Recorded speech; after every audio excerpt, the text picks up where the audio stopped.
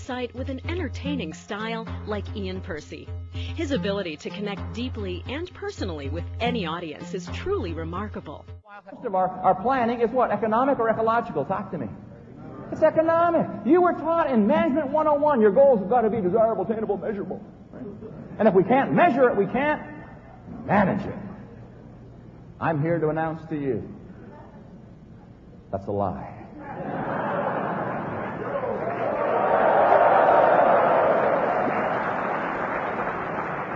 Oh, I'm not against measuring things, but folks, the most important things in your life are not measurable. I know people, mostly of the male persuasion, I'm embarrassed to say, who if somebody at home says, "How much do you love me?" would say 7.2. Wonder why you're upset. It's up a point from last month. Now, guys, write this down. All right, write this down. If somebody at home says, "How much do you love me?" the answer is this much. How many stars are there? Write that down. Because it's an ecological question. You put out annual reports. I get annual reports all the time. Who writes this stuff? Oh, you do. Sorry.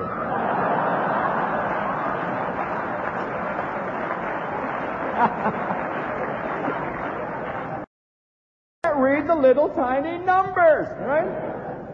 I want to see a report one day that's more ecological because they're also economic, and rightly so. I understand that. But wouldn't it be nice to have the front page? We'd like to report a greater depth of love and understanding among our people. Right? Little picture of the executive team having a group hug. Wouldn't that be nice? Right? Everything, folks, is a blend of these two things. Now, here's the question for you.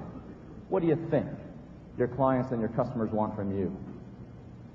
Do you think they hire you only for the economy? Or might there be a little bit of the ecology? Here's what I want to warn you about. If all you think of is the economy in your relationships, folks, you're going to lose. You're going to lose. Because in this day and age, people want the ecology.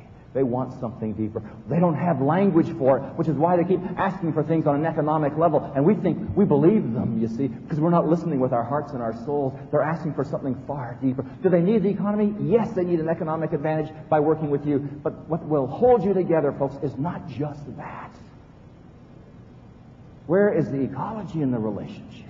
Whether speaking in Rome or in Reno, to scientists or salespeople, Ian takes his audiences to a deeper and better place of fulfillment and success. He will help make your event truly memorable and productive. A registered organizational psychologist, Ian has written many highly influential books and is a regular performance improvement columnist for Human Capital magazine, read by over 40,000 HR executives around the world. Ian was honored as one of the top 21 speakers for the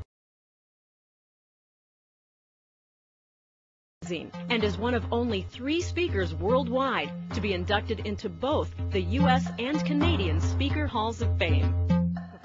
It's a restlessness in your soul that just something is wrong. I'm not in the right place. I'm not doing the right thing. This is a person who drives into work saying to themselves, "Why am I doing this?" I was always taught that this irritation, this restlessness, this anger meant that something was wrong with you and you should probably get it fixed. You should try to avoid those kind of feelings. May I suggest another view? May I suggest to you that the restlessness we feel in our souls is a divine source of energy. It's your destiny calling you. It's your destiny calling you. What angers you about the world? What frustrates you about the world just might be your purpose saying, "Where are you? Why aren't you fixing this?" May I suggest that you not run away from what irritates you. May I suggest that you run toward it. Because hidden in that irritation is your purpose. How many of you believe you always give the customer more than they paid for? Absolutely right. I know that. We could hear there's 1,000 stories in this room about how you've done it. 1,000 stories. Whatever you want, you got to give it away. A lot of you are leading teams. I can tell you how to have more power as a team leader than you've ever had in your whole life. Want to know how? You give the power away to the team. And they give it back to you 1,000 times over in their love and their devotion.